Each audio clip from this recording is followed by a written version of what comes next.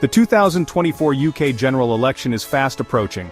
Labour, led by Keir Starmer, is eager to paint a picture of a brighter future for Britain. They've laid out a series of promises, hoping to entice voters with their vision. One key area of focus is the NHS. Labour says it will tackle the long waiting times plaguing the system. They promise more appointments, shorter waits, and a doubling of cancer scanners. But it's not just about healthcare. Labour also wants to boost the economy. They plan to create a national wealth fund and invest heavily in green energy. Housing is another priority, with a pledge to build 1.5 million new homes. All of this sounds appealing, right? But how do they plan to pay for it? Labour insists there will be no increases to income tax, national insurance, or VAT. Instead, they'll target corporations, capping corporation tax at 25%. They also want to encourage investment with tax breaks for businesses. It's an ambitious plan designed to appeal to a broad range of voters. But will it be enough? The UK is grappling with a cost of living crisis and widespread disillusionment with the political establishment. Only time will tell if Labour's promises will resonate with the British public. The stakes are high, and the outcome of this election will have a profound impact on the future of the nation. While Labour paints a rosy picture of the future, the present reality for many Britons is far from ideal. The cost of living is soaring, and ordinary people are feeling the squeeze. The elderly in particular are facing a difficult winter.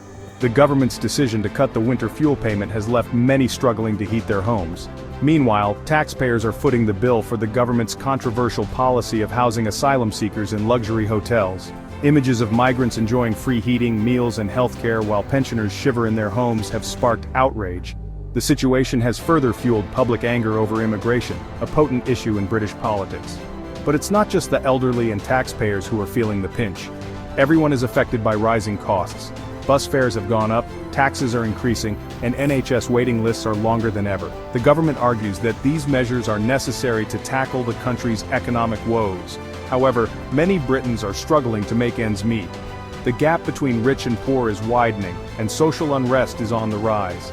Labour's promises of a fairer and more prosperous future may resonate with those who feel left behind, but whether they can deliver on those promises remains to be seen.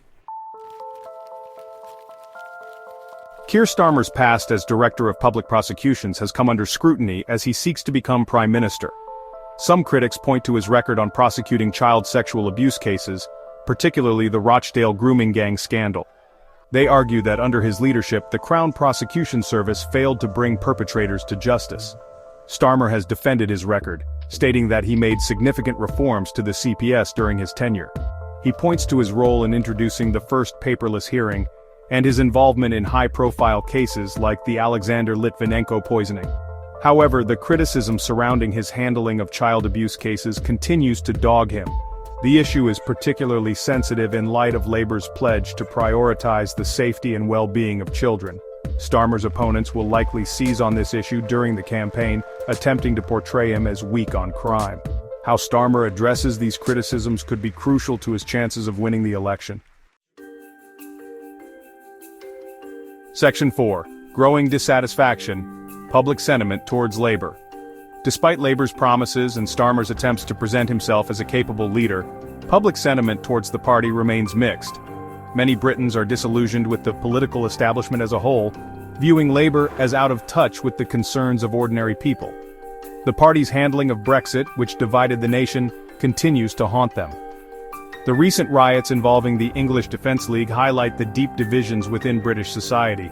While Labour condemns the violence, they are accused by some of being too lenient on immigration, a key issue fueling the EDL's anger.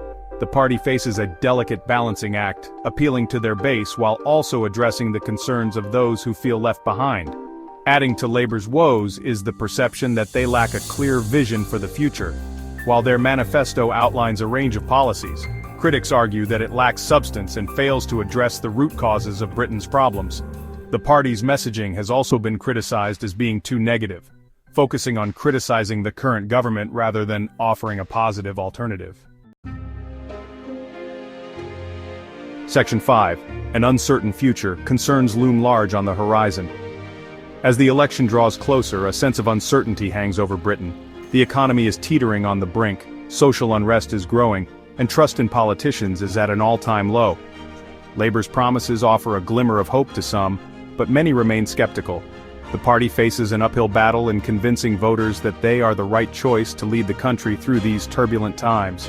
Adding to the uncertainty are concerns about potential government overreach. Rumors have been circulating about the government's ability to access bank accounts to seize earnings and benefits under the guise of combating fraud. While the government insists that such measures would only be used in extreme cases, the very notion has sent chills down the spines of many Britons. The possibility of such intrusive measures being implemented, regardless of which party is in power, has raised serious questions about the erosion of personal freedoms in the UK. It is a stark reminder that even in a democracy, the government's power is not absolute and must be constantly scrutinized. The upcoming election is not just about choosing a new government, it's about safeguarding the future of British democracy.